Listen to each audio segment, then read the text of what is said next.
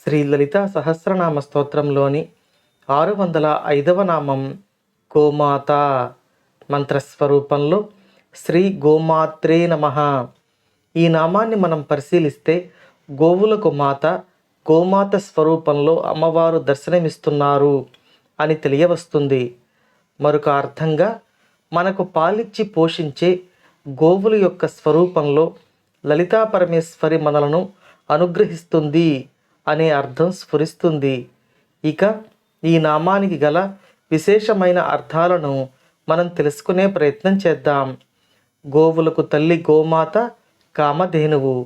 కామధేనువు సంతానమైన మన భారతీయ గోవులు అమ్మవారి స్వరూపంగా మనకు దర్శనం ఇస్తాయి. అమ్మవారిని పూజించడం ఎంత విశేషమో గోవును పూజించడం కూడా అంత విశేషంగా మనకు శాస్త్రాలు నిర్దేశిస్తున్నాయి.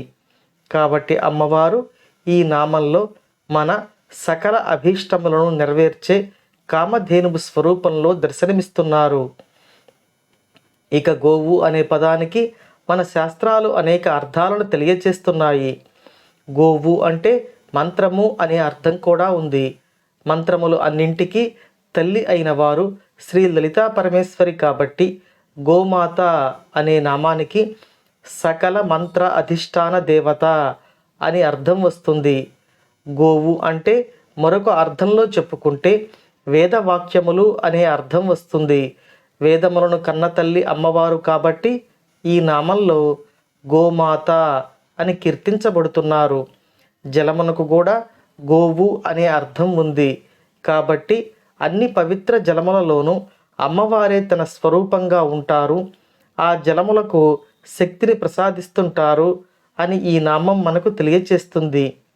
ఇక ఈ నామంలో గకారం వస్తుంది.